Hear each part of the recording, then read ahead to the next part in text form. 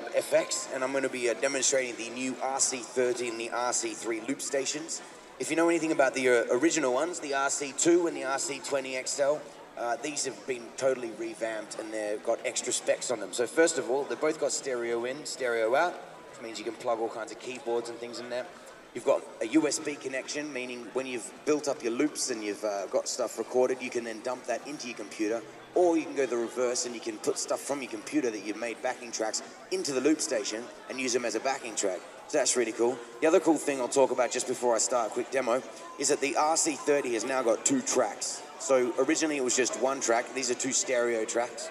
And it means you can layer stuff on one and then you can put some on the other one and you can mix between the 2, which makes it really versatile as a live performance. You've got 3 hours of recording time. The old ones had like 15 to 20 minutes max. These have got 3 hours, so you never run out of time. And looping, meaning each time you save a song or a loop and stuff, you kind of minimize the amount of time you're left with. So now that will never happen. And last but not least, you got onboard effects on the RC-30. So you can apply an effect to the whole mix. You got 5 preset different effects, which I'll run through in a minute. So I'm going to start with a basic loop, and this is what I do. There's plenty of different ways you can use it. You can use it with a guitar, you can use it with a keyboard, you could use it with no effects. I'm going to use it with loads of effects over my voice. And to make a first beat, I'm going to beatbox. So I'm going to start like this.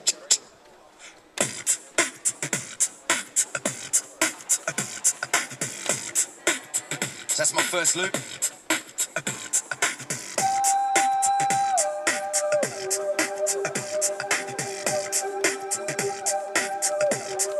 Alright, so on track 1, I've got the beat, and on track 2, I just made that high sound. I can turn that off at any point.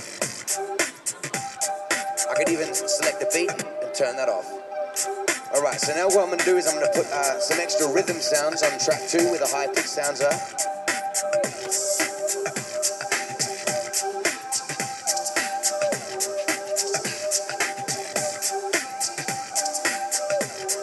And now last but not least, I'm going to put a bass line down. I'm going to use this synth pedal going through the GT10B to make a bass synth sound.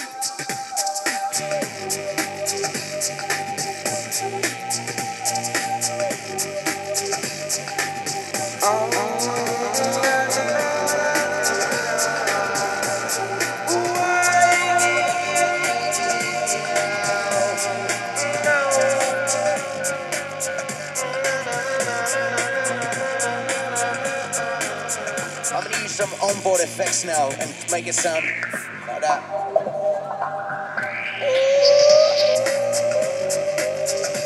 So I can use these 2 faders as well. It comes with these 2 faders here that I can play around with the mix, which is really fun. So I can...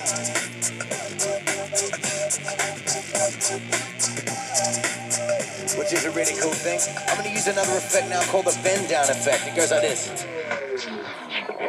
Which is a cool way to end a tune as well. So that's the RC-30. That's just a fragment of what this pedal can do. And that's one style of using it. You've also got an XLR input here, which means you can, with a phantom power, so you can put a condenser mic in there, you can put your guitar in there, and you can play acoustic type stuff, which is really cool. Moving on to the RC-3, which is a smaller, more compact entry-level version.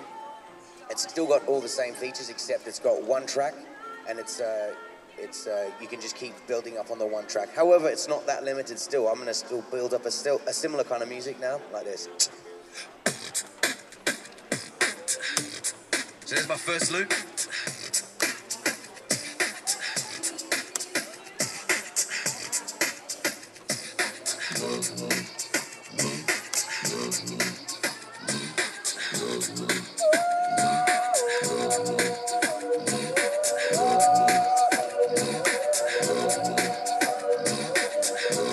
So there's my loop, right? Now another cool thing that these pedals offer is the undo function and the redo function. So the last thing that I recorded was that high-pitched sound. I can just hold down the pedal and take that sound away like this. So we're back to just the bass line and the beat. Double tap it and it stops. So it's not as limited as one might think for a small compact pedal. So that's the RC-3. Like I said earlier, 3 hours recording time, USB on there, so it's an incredible little tool if you want to do some live gigging by yourself. That's the RC-3 and the RC-30. Thanks for listening.